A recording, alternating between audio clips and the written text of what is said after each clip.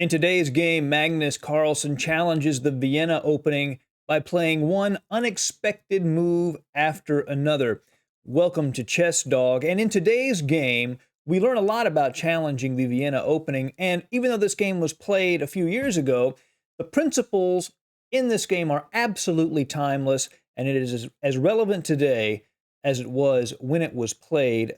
The white pieces are being handled by Rune Gerhus, a grandmaster who is rated 2461, and Magnus Carlsen has black. He was 2528 at this time, but rising fast. Let's begin. Grandmaster Gerhus begins with e4, and Magnus responds with e5.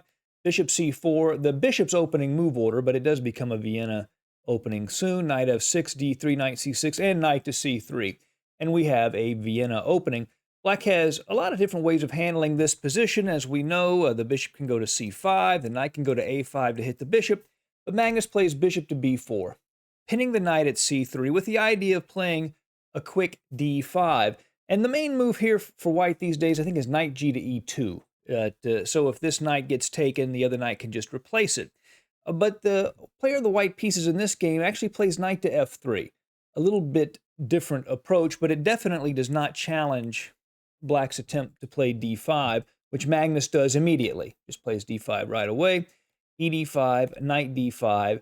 And here you see Magnus is attacking this knight twice, but white just ignores that and goes ahead and castles. He's actually not worried about black capturing on c3 twice. If he takes with the knight, let's say, pawn takes, bishop takes, it looks like black is in good shape. He's attacking the rook on a1. The bishop also defends this pawn on e5. However, knight to g5 would be a very strong move for white, attacking the f7 pawn, and also the queen can go to h5. And if the bishop takes the rook, white is just finished. Say bishop f7 check is a possible line, king e7, bishop to a3 check, and the king gets flushed out.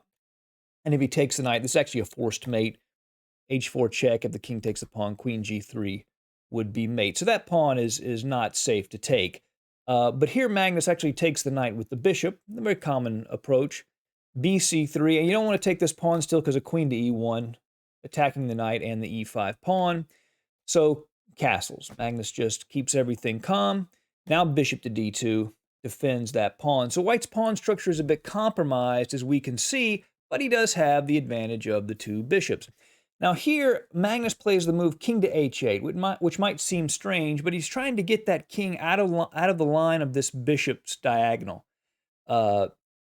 Bishop e6 is a little imprecise because of the move knight to g5, which irritates that bishop. Black does not want that bishop to be exchanged. And if it goes to f5, then queen to f3, hits the bishop and the knight, forcing the knight to go back to e7. And after rook a to e1, white has a fairly nice attacking formation. The move black wants to play here is f6, solidifying that center. But as you see it now, that would pin the knight at d5. And after, say, rook e1, bishop e6, d4, the position is beginning to open up in white's favor. So to avoid all that, Magnus just moves the king to h8 ahead of time. But now the knight goes to g5. The pawn goes to f6, hitting the knight. But white does not move the knight immediately. At first he plays queen to f3, attacking the knight on d5 twice. Now knight c to e7, and then knight to e4. And now Magnus has sort of gotten what he's wanted. He's kept white from getting any kind of crushing initiative, and now he begins to turn the tables. The first move Magnus plays is b6, a very strong idea. It keeps this knight out of c5, but also sets up this bishop on this long diagonal, hitting the queen, aiming at the king. A very powerful concept. d4, trying to open the position for the two bishops that white has. Bishop to b7, setting up that bishop on the long diagonal. de5 was played by white. Rook a to d1, just centralizing, placing the rook opposite the queen, was probably best. But after de5, perhaps white thought that Magnus had to retake the pawn. But Magnus plays a much stronger move. He plays the move knight to g6, keeping his own pawn structure intact and threatening to take with the knight, which would be a very strong move. The reason this works is because if white takes on f6, let's say, with his pawn, then black can take with his knight. And now he's piling on this pinned knight on e4, and white would be in trouble. So he cannot do anything about black coming in with his own knight. The queen moves to e2. Now here, the thought is, well, now black is going to take on e5.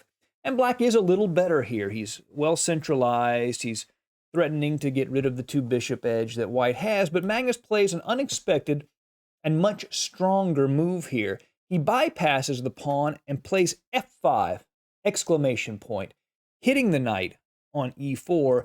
And white has a very tough decision to make. If white plays knight to g5, the most aggressive move, that actually, I think, is just losing. After knight d to f4, that blocks the bishop's defense of the knight, so now the queen is attacking it. And let's say bishop f4, knight f4, and white's in big trouble. The knight and the bishop hit g2, the knight hits the queen is threatening the knight at g5, and white's really asking for it.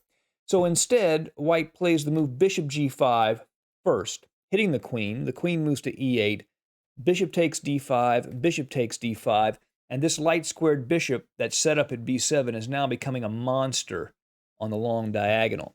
The knight has to move finally, so knight to d2, and we see these devastating pawn weaknesses for white. These have become a real problem now.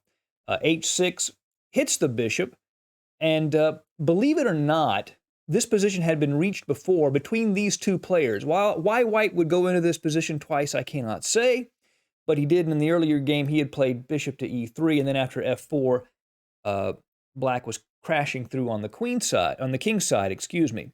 But instead, he plays c4 first, the bishop goes back, and now queen to h5 was played. Obviously, the bishop cannot be taken because this h-pawn is pinned against the king, but there's a very tricky relationship between these 2 queens in this position. And here Magnus finds a really powerful shot. Can you see it? It's not easy to see. He plays the move, bishop takes g2, really strong. And obviously, if the king takes the bishop, the knight f4 check. Now, the key isn't the fork between the knight, because white can just take the knight. The problem is after he takes the knight, queen takes queen, and Magnus would win the game. So bishop g2 is not just that it wins a pawn, but it's that it weakens all of these light squares around white's king. That's really a problem for white. So he moves his rook, because we know he can't take the bishop. The bishop retreats to b7, now taking advantage of all these weak light squares. e6 is played, and here f4, it looks tempting to play knight to f4 here as well. After queen takes queen, knight to h3 check, forcing king to f1, and then rook a to e8, and it looks like black has a very strong position. Where is this bishop going to go?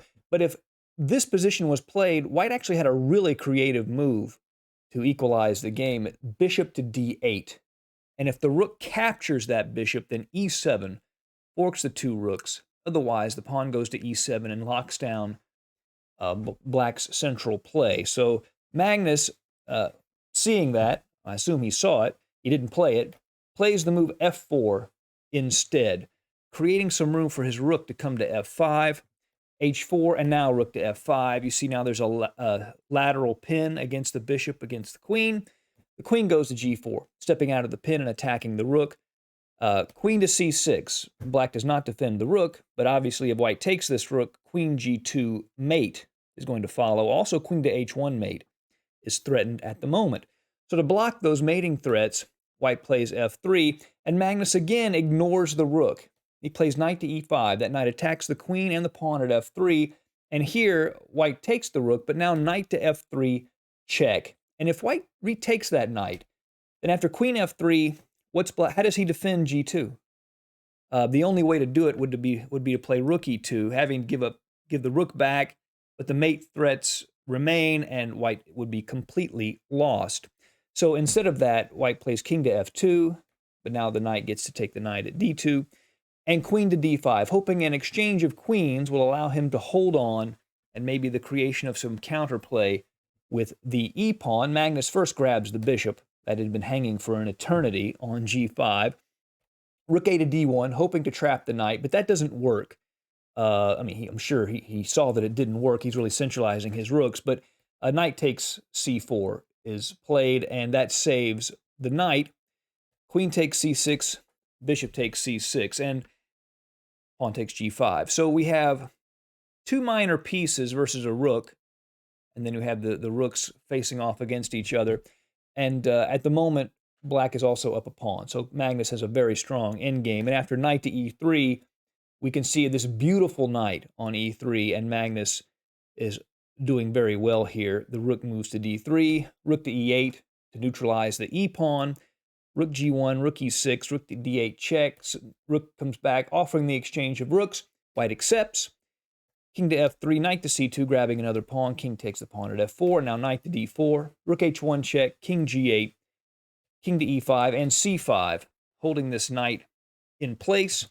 Rook to f1, bishop g6, a4, knight c6, king d6, knight b4, king to e7, and now c4. The pawn begins to advance, and it's very interesting the way Magnus uses tactics to help nurse this pawn up the board. Very instructive. First, white plays rook to f8 check. He wants to get behind the passed pawn. King moves to h7, rook to c8, moving the rook behind the passed pawn. But here Magnus plays c3 anyway. It looks like he's just going to lose the pawn. The problem is, if the rook takes the pawn, the knight to d5 check forks the king and the rook, and that would be it. So instead, the king moves to f8. The fork now is not on the board. The knight goes to d5, which defends the pawn. Rook goes to a8, and watch this maneuver. Very instructive. He plays knight to c7, which hits the rook. Now, the a7 pawn is poisoned because if white takes it, knight to e6 check, and when the king moves knight or c2 first, then rook c7, knight c5, blocks the rook's access from the pawn, and it cannot be stopped from queening. So instead of taking the pawn, white plays the rook to c8, but now knight e6 check, king e7, knight c5, the very same maneuver, and even though the pawn is two squares away, it still cannot be stopped. So a really instructive game for Magnus on how to deal with the Vienna or Bishop's opening. And even after going over this great game for Magnus Carlsen, there's still some great chess that you are missing out on. Believe it or not, the key game you're going to want to watch to fix that problem is this video right here. I think you're going to enjoy it, so check that out. See you later.